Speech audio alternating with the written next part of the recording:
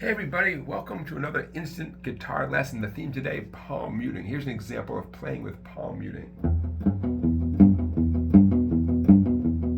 Recognize that riff? We'll talk more about that riff in a minute. By the way, all the examples that I'm using for today's video are available in PDF form at my website.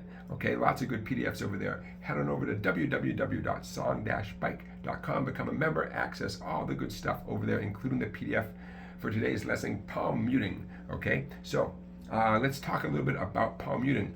It shouldn't be difficult, but I definitely know that people can struggle with it at first, and here's one of the reasons. We know what the palm of your hand is, right?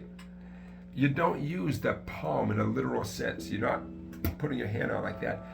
It's more like the heel of your palm, what I would call the heel of your palm. So here's my pinky, obviously, right?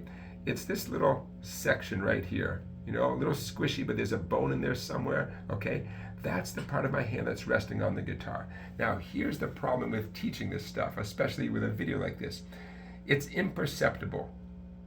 The difference between having my skin not touch the guitar and touching the guitar, you can't see it from your angle. So guess what I'm gonna do? I'm gonna stand up, and I'm gonna move for a minute in an effort to make this a little more understandable. Here's my pick, here's my hand, here's the guitar.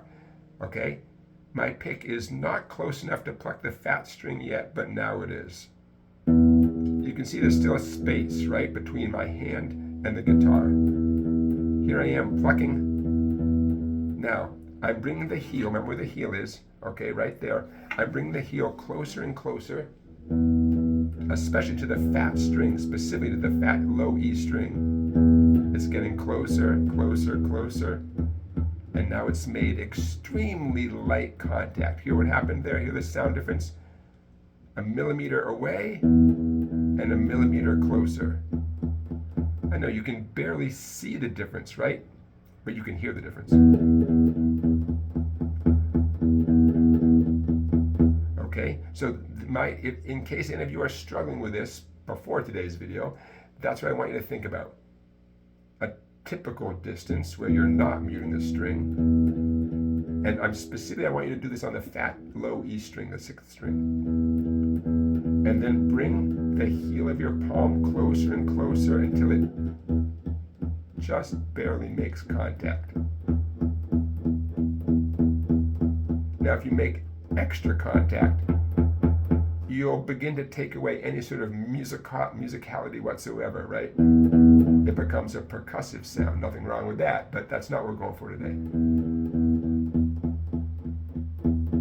Just enough contact to begin the muting process. Now, there's a spectrum between just barely touching it and a little more pressure. You're going to have to find your spot along that spectrum for yourself, and that can change from song to song or moment to moment, okay? But this is my way, this camera angle is my way of showing you what's going on here. I'm not changing anything else, I'm not changing the angle, I'm not doing anything goofy. I'm playing the guitar and letting the heel of my palm come in closer. Okay, so good news. I've never had a student who couldn't figure this out sooner or later with or without my help, okay? Very humbling for me as a teacher. I want to help everybody. Sometimes someone just figures out how to do it. But in case you're not quite getting the handle on palm muting, I want to be of service. Okay. From this camera angle, who knows what I'm doing, right? It just looks like I'm playing the guitar, but, you know? Okay, so job number 1, and again, this is all reflected in the PDF. I'm calling this step number 1. Bring your hand closer and closer to the guitar as you're playing down strokes on the 6th string, and then make that very slight contact. By the way, whether you're playing acoustic or electric, your hand should be pretty far back in this direction. If I do the same technique, but I'm way up here, check out the difference. Percussion, but not melody, not a pitch, not a discernible pitch. As I move down, it's an interesting sound. When I say move down, I mean go in this direction. But now that's the useful sound for us conventional guitar players. If you want to be a conventional, awesome guitar player, yeah, you want to keep that heel of your palm down towards this end. Definitely, you don't want it up here. You know, I know I'm exaggerating. You get the idea. Okay, that's step one. If you cannot mute the sixth string in a satisfying way, like I'm doing right here, don't go on to step two yet. Okay, you gotta make peace with this this new proximity, right? The proximity of that part of your hand to the fat string. Now, by the way, of course, you're probably touching more than just the fat string. Here's an important thing. Don't worry about touching all 6 strings. In fact, for this whole video, I'm never going to be strumming all 6 strings anyway. So you're going to touch maybe the 5th, 4th, and maybe the bass strings, but the 6th string for sure. Okay, step 1. Step 2, if you're getting that satisfying thumpy sound, acoustic guitar or electric guitar, step 2. I'm doing an E power chord, index finger, 5th string, 2nd fret. I'm striking the 6th and the 5th string. The 6th string is open. 5th string sounds like this. Okay, now I'm putting a little more energy into my pick while still maintaining that constant contact. Nice steady downstrokes on an E power chord. I'm hitting 2 strings. I know it's imperceptible. Your eyes, don't trust your eyes, trust your ears. Here's the 2 sounds. And then I'm going to drop my index finger down 1 string, 4th string, 2nd fret. I'm going to drop my pick down 1 string. And there's an A power chord. I'm plucking the 5th and 4th strings.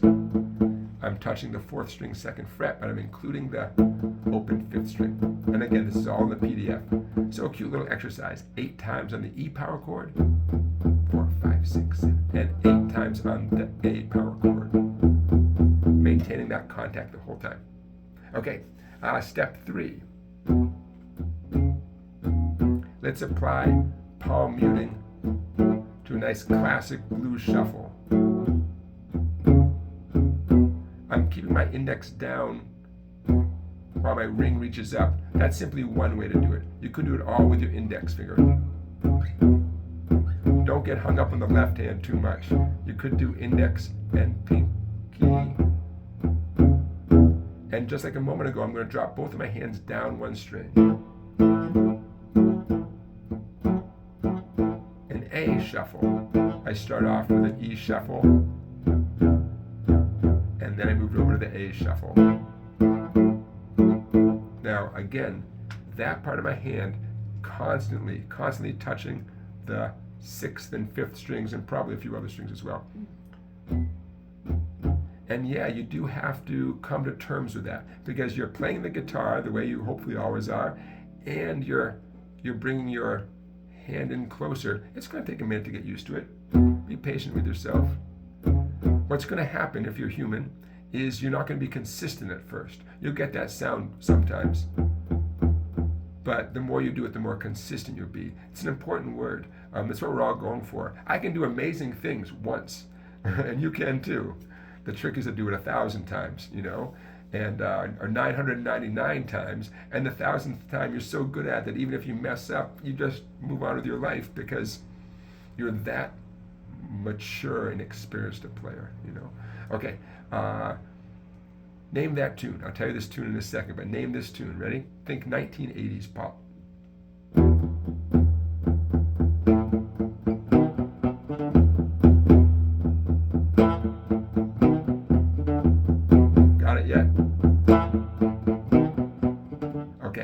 Name that tune. I'll tell you in a minute. E power chord with your middle finger this time. You'll see why in a second. Drop it down. A power chord. I'm doing a fragment of a B7 chord next. Middle finger, 5th string 2, index finger, 4th string 1, 3 strums, all downstrokes by the way, on downstrokes this whole time. 3 of those. And then on the open 4th string, a quick little down up. Here it comes. And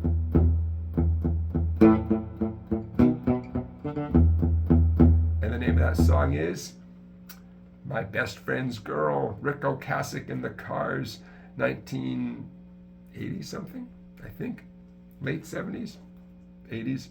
I grew up outside of Boston, so I heard the Cars an awful lot. as a kid. What a great riff that directly employs palm muting, you know? Okay, we're not done yet. Hang in there, just a couple more. A song that you might have associated with the Ventures, but actually first written and recorded by the Shantays from Southern California in high school when they wrote this song and had a hit with it. And they could only tour in the summer because they were still in high school. But they did tour behind this hit song when their schooling allowed for it. The Shantays. And the name of the song is,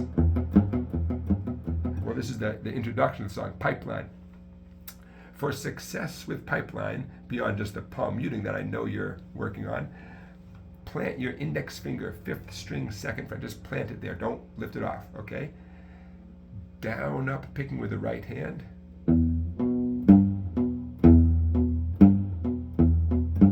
So I'm going 6, 5, 6, 5, 6, 5. That's what my down ups are, 6, 5, 6, 5, 6, 5. That's never going to change. My index finger is never going to change. The only thing that varies, sometimes the 6th string is open, sometimes the middle finger frets and hit the 3rd fret.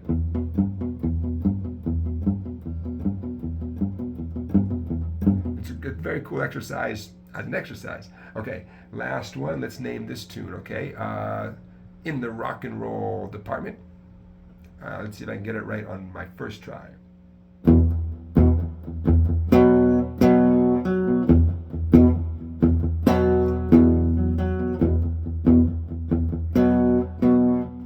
Got it yet? Shattered by the Rolling Stones. Okay, not particularly difficult. Coincidentally, we are still going to plant our index finger, 5th string, 2nd fret. What makes this a little bit unique, and you'll see this in the PDF, those accented downstrokes where I'm hitting 2 strings like that, followed by slightly quieter sounds where I'm only hitting the open 6th string.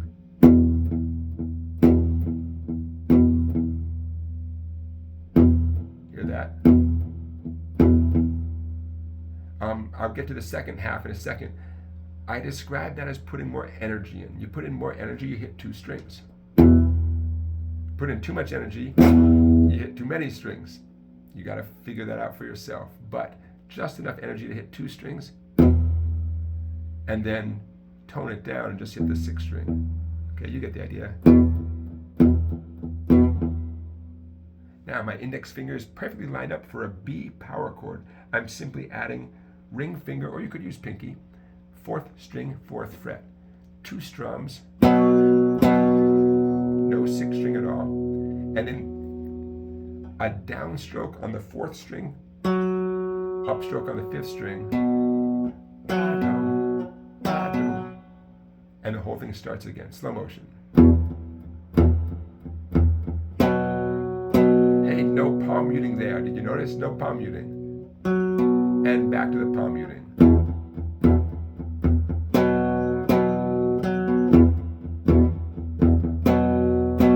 Which just made me think of something. That's a very cool example of how palm muting is so effective, and it's also cool when you stop doing it, right? Different effect, right?